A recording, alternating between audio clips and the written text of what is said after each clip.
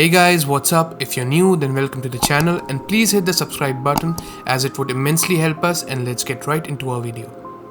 Since the raid at Onigashima started, we have seen various theories predicting the result of the war. Many of these theories have one common element, that is, the arrival of a third party that will wreak havoc on all participating forces. Many theories claim that force to be the Blackbeard pirates, and in this theory I will try to convince you why Blackbeard won't be coming to Wano at all because he'll be busy someplace else. First of all, we will take a look at Blackbeard's nature. Blackbeard is not some hot-blooded fool who grows his empire by creating utter chaos. He is a very patient and calculative man who waits for opportunities and seizes them as soon as the right moment comes up. Just like he waited for years on Whitebeard's ship, searching for a single devil fruit, that is the Yami Yami no Mi, and the moment he found it, he murdered its owner, Thatch, in cold blood, who was one of the division commanders of Whitebeard's crew, and claimed his prize. And by this prize, he was able to orchestrate his whole scheme of becoming a Yonko, which was just a small part of something bigger. So what Blackbeard does is plan and take advantage of every situation or chaos created by others and keeps on growing bigger and powerful. In the current story, all the events happening at Wano are known only to certain parties, and we don't know if Blackbeard is one of them. And even if he happens to know that, it's definitely not a good idea to confront 3 Yonko crews. That's right, the Straw Hats will be a Yonko crew by the end of Wano. On the other hand, what is known to everybody is that something big happened at the Reverie. In the Reverie, 3 major incidents have been highlighted. Number 1, the abolition of the Warlord system. Number 2, something bad happening to Alabasta kingdom. Number 3, something bad happening to Sabo. Before the commencement of the Reverie, we saw the Gorosei talk about the Nefertiti family, that is Vivi's family, where they called them traitors for abandoning Marijua and founding the Alabasta kingdom. Secondly, we also saw Imu-sama discard Shirahoshi's picture and take up Vivi's picture, indicating that he had chosen the latter for whatever evil cleansing scheme he was up to. Thirdly, we all know that King Cobra had requested a private audience with the Gorosei. When we examine these 3 statements together, some interesting theories come up. I think in that meeting the Gorosei went all out. I think it's quite possible that they made an attempt to capture Vivi, which might have been thwarted by Sabo and the other revolutionaries. Still, I think that the Gorosei might have bluffed that they have Vivi captured and forced Cobra to spill out what he knows about Pluton and the rumors to it being related to Alabasta, and King Cobra spilled the beans. To cover it all up, they might have silenced King Cobra, that is killed him, and placed the blame on Sabo. All that's left to do is to send the navy after Sabo, incriminating him for an assassination attempt on Cobra, execute him and tie all the loose ends like Vivi. But as we all know, this plan won't work as they're dealing with the chief of staff of the revolutionaries. Facing 2 admirals might have been too much for Sabo, but that doesn't mean that he's dead. I think he was simply unable to keep up with them and suffered serious injuries, which led to the speculation by others that he might be dead. Whereas in reality, he and Vivi might have been rescued by Morley or Karasu or someone else.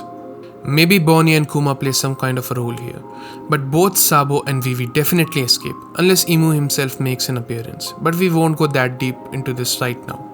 Later on, we see Kobe say something to Drake that is very interesting.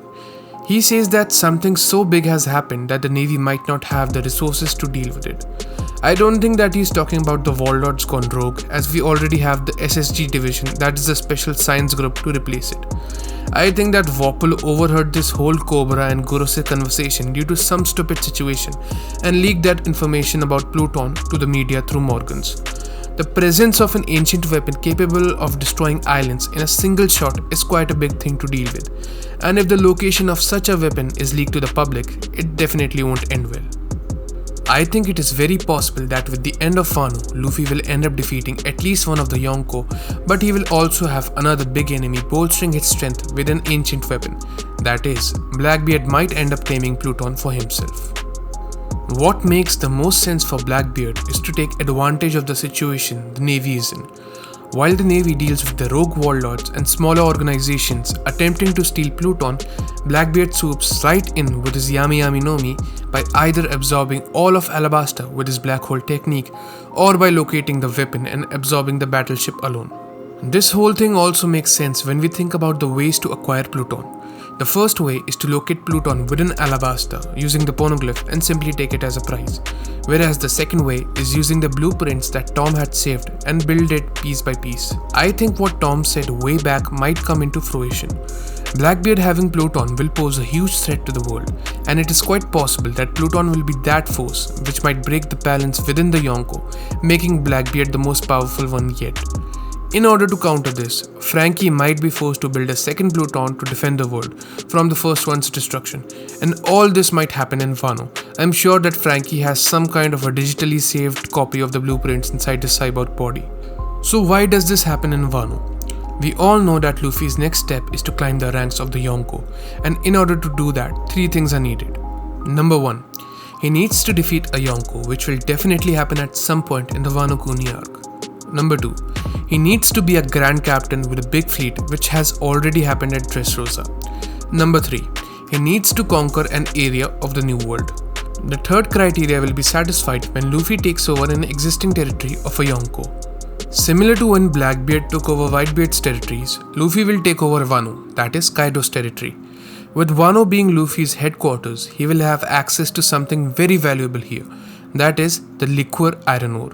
Now this mineral was first introduced in Dressrosa when the revolutionaries were trying to find the source of the weapons that were being distributed by Doflamingo.